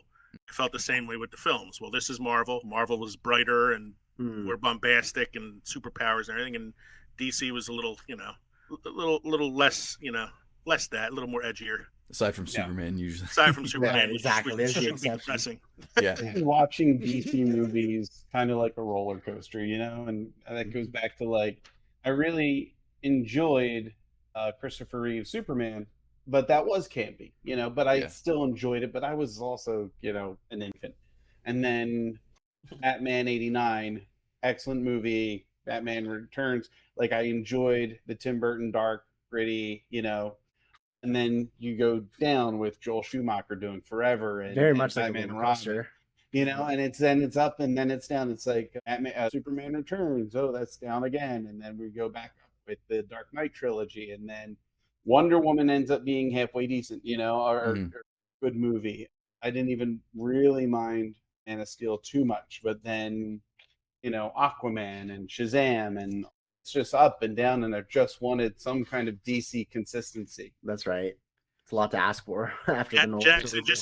just in case you know what we're talking about, because you're such a young guy. Christopher Reeves played Superman in the 1980s. That's right. I do know me some Christopher Reeves. I've never seen his films, but I know.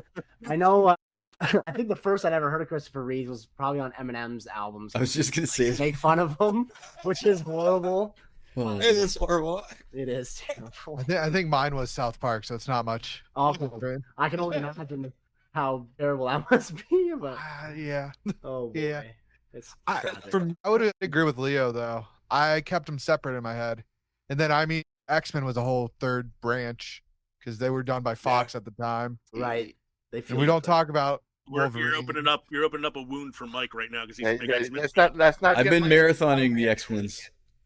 Hey, X2 is a classic, man. I can't because I canceled my Disney Plus and they're all on there now. So I've got like a week left of it. So I've been watching all the X-Men movies. I watched the Nice. I think Dark Phoenix last night. I watched the Apocalypse. Some of them were terrible, but First Class and Days of Future Past is so good. It's so good. Don't get me started with Days of Future So Past. good. Mike is an uber X-Men fan, so he has he could do a whole show. Oh. God, that must be tough. That must be a struggle sometimes. Well, Our day is coming. Don't worry. yes, eventually. There's some good ones in there though. They're like they're not all yeah. terrible. Oh, First yeah. Class was great. Yeah. My problem with the X-Men films is they take the main storyline from the comic book and try to put it in the film and screw it all up. Yeah. Just make your own story. Yeah. It's better that way. Get to. That's what Dark Knight led to the other comic books. Make your own story. Comic book movies. Make your own story. Yeah, make a story that is easy to explain on screen. Right. Or go full Watchmen and just take a comic book and make it into a movie. Right. Change the ending. Yeah. No, I liked at the time. I liked Watchmen more than I liked anything from Marvel. Yeah, Watchmen. Watchmen's really. Because that was like a year before the Dark Knight. You're after. Or year after the Dark Knight. So DC was, they were winning at that point, which is crazy. Watchmen was a movie that not a lot of people were ready for, because if you had not read the graphic novel, you had no idea what you were in for. Yeah. Me included. My dad took me to see that. Too. I would have been 10 in theaters. No, 11. I was actually there was some graphic violence in that movie that scared the shit out of me, like the chainsaw scene. Yeah.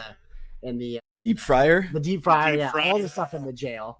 Anything with Rorschach. Anything with Rorschach, freaking right out. I was not ready for that. But I've come to really love that movie so much. If I was 10 years old seeing that film for the first time, I would have really enjoyed the Male and Ackerman sex scene on the ship. That's right. I was sitting right next to my dad, so it was a little uncomfortable, but you're right. There is a lot to love in that movie for sure, even as an 11-year-old.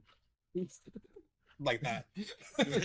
That is a period of comic book movies I would stay in, though. I feel like they really were at their peak at the time that Nolan's putting out the Dark Knight trilogy and was around it, like Snyder's Watchmen, and even some of the Marvel movies at that point. But very much soon after that, I'd say 2015, 16, for me at least, they taper off dramatically, with some notable exceptions. But I liked Batman versus Superman. Don't chastise me. I don't hate it, but I'm not. I liked the Snyder cut quite a bit as well. But I'm not gonna say anything. Aquaman was terrible. A lot of them. Okay, I get through too. Jesus, it's not perfect, but I'm with you, Ty. There's things about it I like. Like the warehouse fight, Affleck. Like, come on. Yes. That's some of the best. That's some of the best Batman action you're ever gonna find. That's right. On camera, but It's funny because like it's like DC had like good little ideas and good little set pieces, and it's almost like if you could strip those away from everything else and put them together and make like a combination. If they weren't playing catch up, those we could have had they way were much. Yeah, they were too anxious to try to be what Marvel was, and it was like you need to take your time. You need to build it. You can't just, all right, we got Superman, now let's do Justice League. It's a shame. They forced it way too soon. That's the best thing about the Dark Knight trilogy. When Nolan started making it, he didn't have the pressure of having to build a universe. They were like, just make individual really good movies, and that was it. Yeah.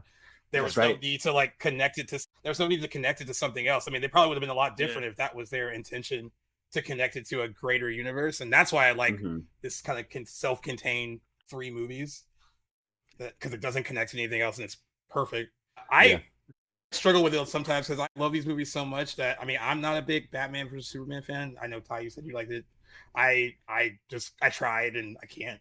And then Justice League, I didn't love either. But I get a lot of crap from my friends who do love those movies. I think that like some of the Dark Knight Trilogy fans are a little pretentious and aren't open to like different takes on those, that character in general. And it's maybe I could be that person, but it's just not my cup of tea.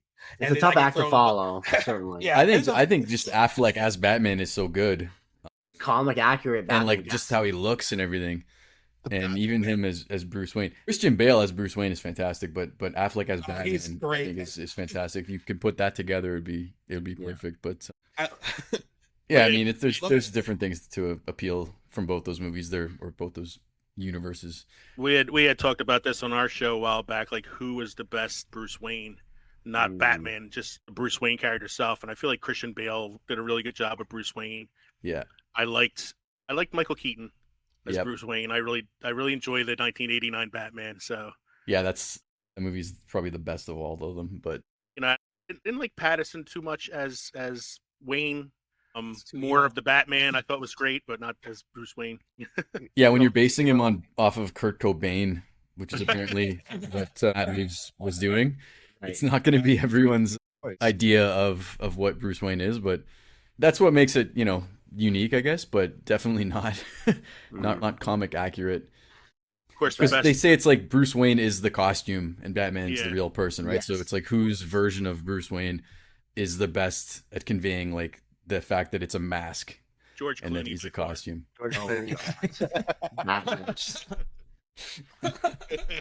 Does Val Kilmer play memorable Bruce Wayne? Does anybody? Val Kilmer was Bruce Wayne in Batman Forever, the third. Right. And does he play a good Bruce Wayne? Do you think? Yeah. He turned down $50 million to do a sequel because he's like, I don't want to waste my career behind a mask. So maybe if there was more Bruce Wayne in the movie, he would have done it again. But he didn't get. There was more focus I felt in that film on Jim Carrey as the Riddler than Val Kilmer as Batman anyway. So because they wanted to feature him, I guess. Because at that point, Jim Carrey was huge at that point. Yeah. He was the hot hand at the time, and I felt like he was trying to do his version of Jack Nicholson. Yeah. And after they screwed over Robin Williams yet again, they him with the Joker for Batman '89 just to get Jack Nicholson to sign, and they did. Wow. And then they tempted it again with the Riddler for Batman Forever, and then they got Jim Carrey. So he would have Robin Williams. Yeah, they kept using Robin Williams as bait. Interesting. And they screwed over Billy D. Williams too. Yes, Billy D. Williams. 1989. Forgot about that. Not Tommy Lee Jones, who already looked horrible before his face got messed up. It's crazy that Robin Williams did Insomnia, and then with Nolan, and then didn't end up turning into a Batman performance or parlaying it into a Batman performance. That's a great point, actually. When did he pass away though? 2014. Oh yeah, so he could have done it. Yeah, he was alive for the whole thing. Yeah. Maybe by then he just wasn't interested. Perhaps. I can't even remember what he would have been doing around that time, but yeah, he turned in some good stuff at the end of his career. Yeah, he did. He was really like that same year that he did. The same year that he did Insomnia, he did 1 Hour Photo too, which is also that's a dark time in his life. Dark year, man. Like what was going on? But so good though. He was really good in those movies. He did a 3-movie stretch of dark films and was 1 Hour Photo, Insomnia, Death to Smoochie. No, well, yeah, I can't. did that one too. There was another film where he played a Undertaker, and it was like a dark film like that, and I don't remember what it was called, but it was all around that same time. I guess. No, it wasn't. Not like Death to Smoochie. With Ed Norton. Justice for Dead. It's a good. Yeah, It's been a while. Man, that's I was mentioning earlier, Christian Bale, I think, actually leans in pretty well on the whole like billionaire playboy, like the whole like I need to kind of like appear to be spoiled and appear to be this. Because there's some really funny scenes where he leans into it pretty hard. Like I love when he like rolls his Lamborghini into the car, and they're like, "Oh, were you like basically trying to save?" And you're like, "What were you talking about?" Right. He's not trying to beat the light. Yeah. I was trying to beat the light. Yeah. His Batman. My buddy, when I told him I was watching it, and he was like, "Dude, homie always sounds like he's out of breath when he's doing his Batman voice. Like he's like, oh, he does pause a lot." Yeah. Yeah. Notice that every time. I don't care. Because it's gonna be a little rough on your throat. It's like, Yes. Yeah. And I think it's the. Just showed you what it was made of. It's I know it's Victorious. He had a tough time in the suit. I think more so in Begins, probably in the Dark Knight as well, but I think it was a pain in the ass for him to use the bathroom in it, and I think he wasn't able to turn his neck a whole lot, right? Yeah. Right. Unfortunately, it's been shitty filming editions. Literally. Robert Pattinson talked to Bale about it, and Bale's like, "You need to like make sure they don't mess up your suit because it's uncomfortable." Yeah. You're in it a lot. That comes with the suit, though. I mean, Keaton couldn't turn his head. Kilmer couldn't turn his head. Clooney couldn't turn his head. You know, I mean, you're playing Batman. Batman doesn't turn his head. That's why he needed Morgan Freeman to design a suit for him where he could turn his head. And actually, Morgan Freeman's character actually kind of like pokes fun at that trope. I'm pretty sure he has the lines. Would you want to turn your head? Yeah. Yeah. That's one of the reasons I like Batman Begins Batman better, because he looked more like Batman, and then the Dark Knight he almost looked like tactical Batman. Yes. Batman Begins he still had like the locked shoulders. I can say that, yeah. You know, you need to be tactical Batman when you're jumping off of a building in Tokyo. Yeah, exactly. How awesome is the cinematography and all those huge shots on top of the buildings, like especially those scenes in where'd you say it was, Leo? Tokyo? I think it's I think it's Hong Kong. Oh, it's Hong Kong. You're right. It's Hong Kong. Yeah, it's Hong Kong. And then there's another shot over Gotham, but those are some of my favorite shots in that movie. Are like the huge talking about shots at dusk. Practical like set pieces that's not CGI. There's somebody on top of a building. Yeah. Fuck that. Oh man. I don't know, because that would have been maybe like a special unit, but I know that generally like Wally Pfister did most of the Nolan stuff, at least for the first half of his career. And like the cinematographer? So yeah, Wally Pfister, he did like that trilogy. And I think The Prestige and Memento and Interstellar, maybe. And then I think since then it's been Hoyt Van Hoytema the last couple. I was wondering. But he's amazing. Pfister is absolutely amazing. The scope of you can tell a Nolan film within like 30 seconds. Yeah. You can just tell it, just the way that the establishing shots and just it's got a signature look to it. Paired with a very foreboding score. Yeah. You can almost listen. You can obviously, other than Hans, I know it's not only exclusively worked with Hans, but you can just tell by listening or even you can tune out one of your senses and still pick up that it's Nolan. You know what I mean? Yeah, on mute, you're like, you can see the Pfister visuals on, and if you close your eyes and you just listen to the Zimmer score, you're like, you know what you're being 100%. What you're experiencing. I'll miss that pairing come Oppenheimer. I know they didn't work together on Tenet either, but still, there's nothing like Nolan and Zimmer working together. Nolan and Zimmer on Dunkirk was one of my favorites. Yeah. There's a ticking stopwatch that's played very faintly underneath the score. So as you're listening to it, you kind of get your adrenaline gets ramped up as you're watching the film. You're like, why am I so anxious?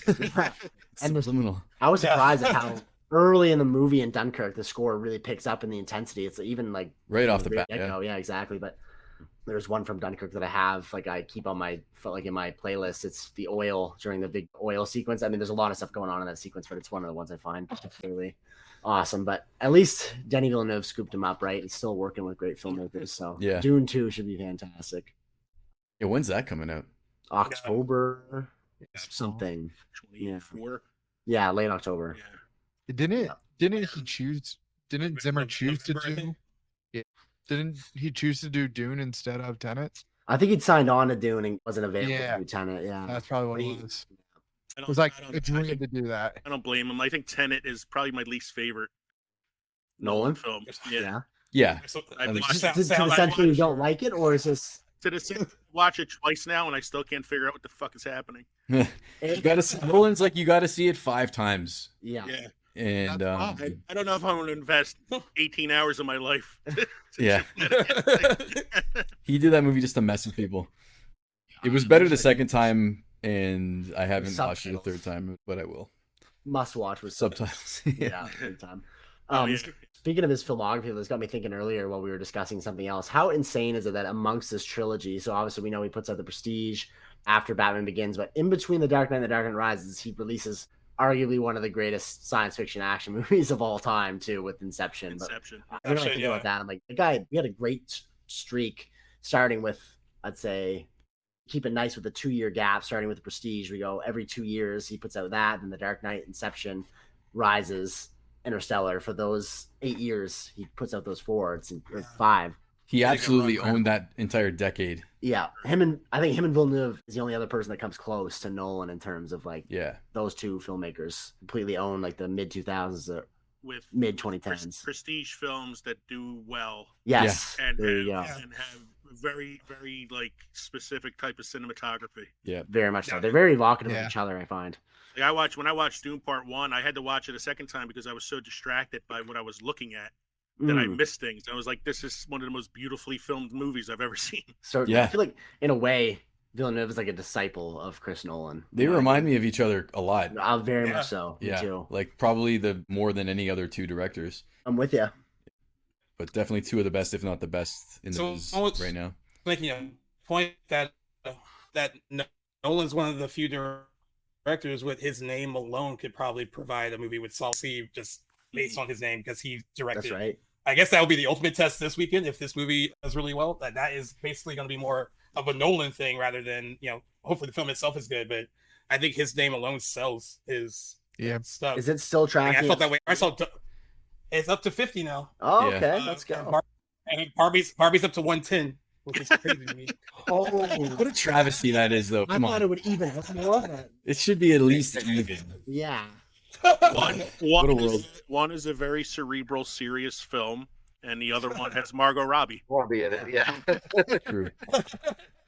Yeah, but Florence Pugh is no laughing matter. I mean, she's got to draw some people too. Yeah.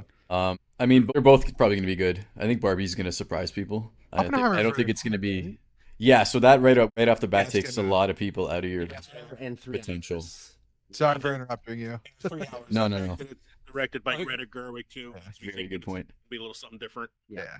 I've only seen it's not just going to be it's not going to just be like a typical like what I remember the whole time we were talking about Barbie, like Jackson and I on the show, we were like, and then we hadn't seen the trailer yet. We were like, what is this going to be?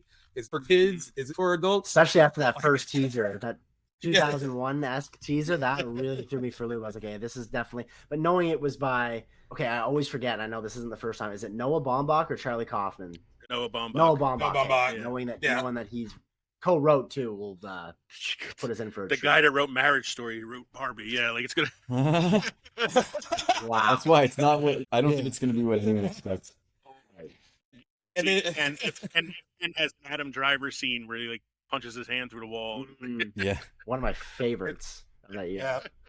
And then Nolan leaves Warner Brothers for Universal, and they go, "Okay, we're just going to release our movie the same weekend as your movie. Fine." Now they want him back, and he's like, "Nah, I'm good." They want him back. Yeah. Yeah. No hard feelings about that, right? Piss off. I do think Fumble of the century. the length of the Oppenheimer film probably turns some people away too. Yeah. Some people are I think okay so. with sitting through a 3-hour film, but others are like, I'd rather watch a breezy movie about Barbie than sit in a theater for 3 hours. But that's the kind of integrity Nolan has as a filmmaker. It's like, I'm going to make a 3-hour R-rated movie that you really have to see in IMAX. You gotta go want where most people can't even do that. And I'm going to fully tell them, see this movie in IMAX. It's not going to be as good if you don't. And even though that's probably going to take some people out of the seats, he has so much integrity. And I think he deserves to be rewarded by people who are, supportive of that kind of thing and of the craft itself. I think people should make a point to see it twice. I think if it's as good as I think it's going to be, this might be his best director Oscar. I was thinking the same I thing. was thinking of this conversation the other day. I actually was surprised to find out. I was doing some digging after watching Dunkirk, and it is for Dunkirk is where his only Best Director nomination from the Academy anyway comes from. That's wild. Very surprised. Yeah, so I'm sure he's a shoe-in this year, but I really hope it goes to him. I don't know if the Academy's doing the diversity rules this year. I don't think it's going to win anything because it's got like that's a great point. Actually. 30 white actors in it. That's a good point. But maybe the crew was very diverse, and that'll be the saving grace. But I saw an image today. It was like headshots of like everyone in the movie, Yeah, every single person was white. But again, given the time frame, I guess. Given the time, you want it to be historically accurate, but we can't just dig for diversity and stuff where it's like that didn't make sense. I mean, right? It was like given the fact that these are all real people. Yeah, exactly. Good point. Yeah. If it were Disney, though, they wouldn't care. Different story. They would have changed it up. There was like a brief controversy about Dunkirk when that came out. Like I was like, oh, I remember that being a thing. Yeah. I mean, we have to like use those fights when we really need them. Not for that. not for that at all, please. Yeah. Too right. What are I guess like to close things up? What are some of your final thoughts about Dark Knight? 15 years later, how it holds up now, and I guess it will continue to hold up for like generations past this too. Like it hasn't really aged much, like at all. It still feels very present and and new, which I guess is a testament of like how well it was made. Someone's gonna have to take a lead on this. It won't be me. I will wrap things up. But someone feel free to tackle that. I think it's like any movie, like any movie that stands the test of time. It's timeless. It'll always be relevant no matter what. It's like I feel the same way about like Star Wars. Yeah, I feel the same way about Lord of the Rings. I feel the same way about, it's a weird one for you, Ghostbusters. I think it's a movie I can watch all the time, always. Right. Shawshank's another one. Shawshank's my favorite movie of all time, so I can watch that all the time and never feel like it aged. Definition of timeless movie in a poor way. And Dark Knight's that way as well. Yeah, I think going back to what I was saying about how Nolan has integrity, like guys like Nolan and Tarantino and stuff sticking to their guns, and like there's never going to be a reboot sequel, like they're never going to have like Old Man Bale come back, and that's going to help it, I think, like stand the test of time. Like you're not going to see like how they did Star Wars dirty by bringing back Han Solo and stuff and just to kill them. I think that I can see this trilogy sort of being like the Godfather trilogy that came out before I was born, but I was still well aware of the magnitude of it, and I think that this is like a movie that I could see watching with like children that I don't have yet, but this one's gonna stand up, and the way that it's written, it's a story that it sort of doesn't. It could be any decade. You could take the cars out of the movie and the fashion, and it could have been in the 60s. It could have been set in 2050, and it would still work just as well. Mm-hmm. And I think that's going to help it really sort of last for a very, very long time. Certainly. Yeah, I think in 20 and 30 years, when they're doing whatever their version of podcasting is, this is what the movies are going to do. Yeah, exactly. Exactly. Yeah. I was going to say, if I were to like look back to, again, Superman with Christopher Reeves, we still look at that, and we still look at how well that was received and how that was a turning point for comic book movies. I think people will look at this the same way. They'll see how this was a different take on the Batman universe and the telling of comic book stories. Mm-hmm. Yeah, and I think Warner Brothers will always really wish they kept making Batman films just like this. Yeah. But just all the practical effects for me is what's going to be like make it timeless, because I mean, I go watch Jurassic Park today, I still look at that, I'm like, that's still a good looking movie, and I think in 10 years I'll still think this is a good looking movie. Looks better than $300 million movies that come out this year. Right. The Flash. Totally agree. But the music for me, like it's another character. Like Zimmer's music is an extra character in every film. Yep. Definitely. It's like watching a Rico Morricone scored film from like the 60s. We had just talked about the Untouchables on our show recently, and Morricone did the score for that, and that's another score that's pretty recognizable when you hear exactly. it. The Hans Zimmer score, like for these movies, snuck up on me because I love Danny Elfman's stuff from the Batman movies that he did with Tim Burton. Yeah. So I was like, nothing can top that score. But I just remember sitting like watching in the theater, and I was like, oh, this score is like really fucking good. And I don't even know if people give it the amount of recognition that it probably should have in the pantheon of great scores. But like it really is like stands out in its own way compared to like the Elfman stuff that he did with Burton. I'm partial to the Prince soundtrack from 1989. Oh, I'm right there with you. Right there with you. With you though, Adam. Definitely a character of its own in any movie that Hans Zimmer scores, but certainly in this movie as well. It not that it makes or breaks any scenes, but it just adds something to this movie that very few other components could, or at least in the vein or in the magnitude that the score does in this movie. But yeah, I very much couldn't say anything that hasn't been said before, but I very much echo what you say, Leo. I feel like a movie, and like most movies that Christopher Nolan has made, it's impervious to time and the changing of what the future does to certain movies. This one will always, I think, withstand the test of time. And to what you said too, Ty, like it's really just prevalent amongst any generation or any time period. It's just got those relevant themes, and no doubt will always be relevant for many, many decades to come. And definitely will be one I think people are, I mean, it's already been studied, but I'm even more so in the future. People like us, I'm sure, will be, keeping this movie alive and keeping it in the conversation for many, many years. And yeah, you can do a 20th anniversary and a 25th and so on and so on. I know.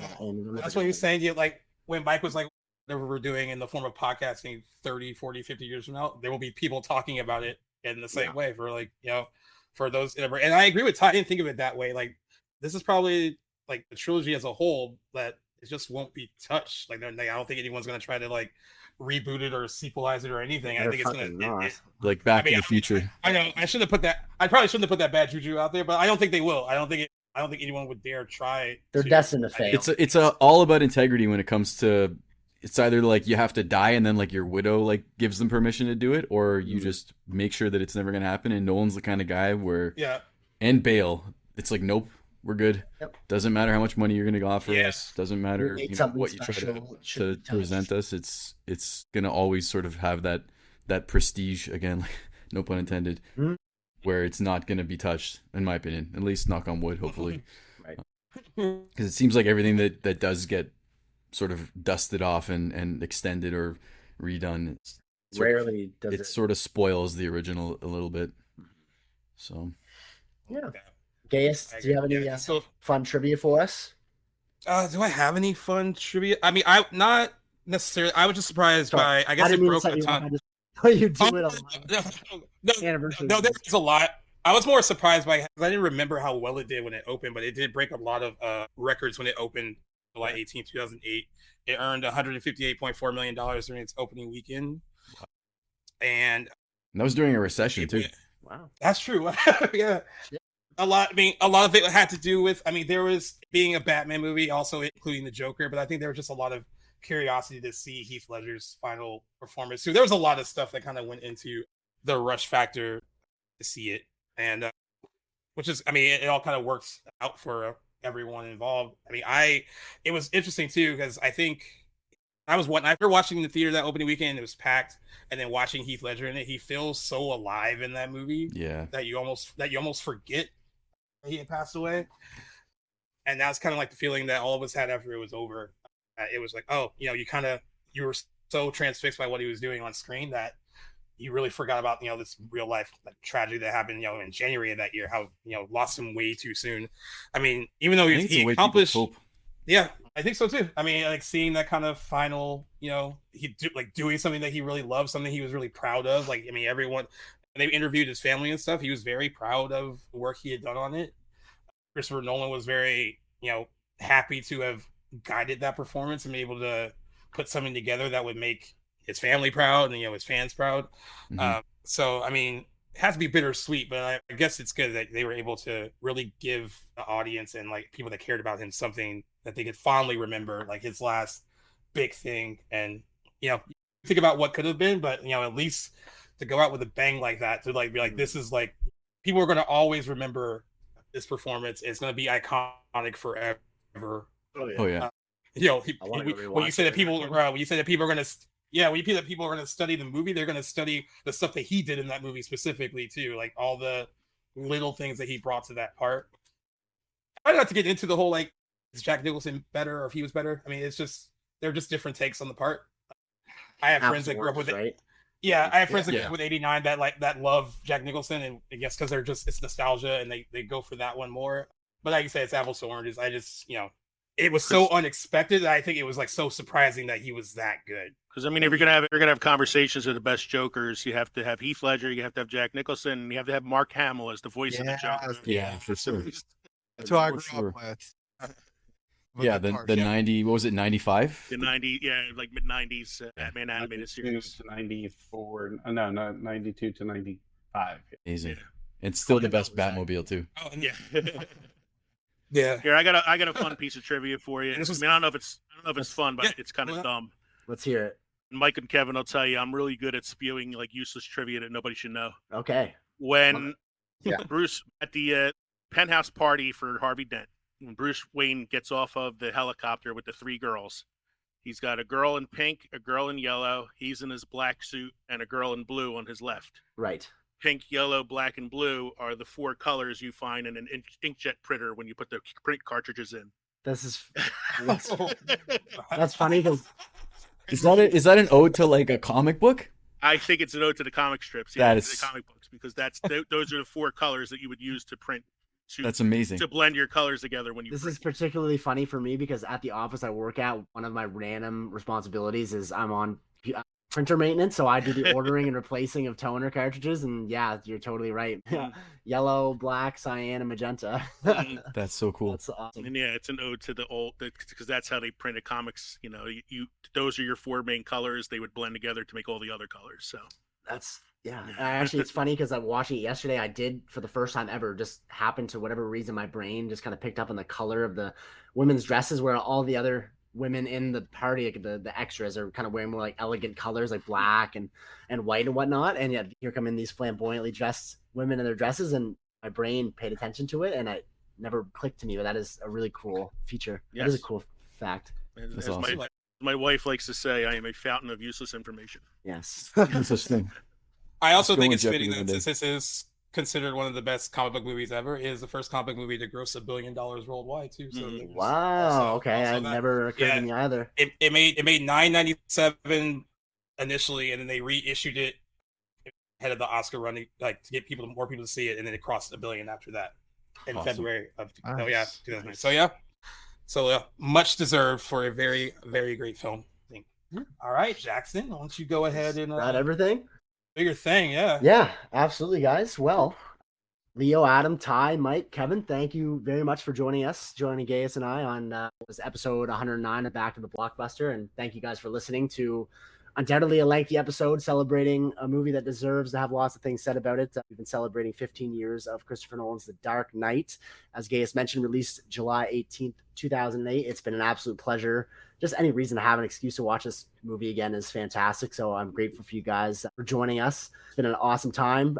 Viewers listening, you guys know the drill by now, but if you're new to us, if you're just listening to us, you guys can find us anywhere you guys get your podcasts, most recently on the Playlist app, which has come out as of this month. So you guys can find us there. Big champion for them. You guys can find us too anywhere on social media at the handle Back to the Blockbuster. We've been Back to the Blockbuster with many guests today. We're very grateful to have you guys on. We look forward to seeing you guys in the future. And stay tuned. I'm sure we'll collaborate in the future. Ty, welcome back as well. Yeah, thanks a lot for joining us, guys. It's been a pleasure. Thanks for having us. Thank you for Thank having you. us. Cancel your Netflix That's right. Yes. and your Disney Plus. Support us.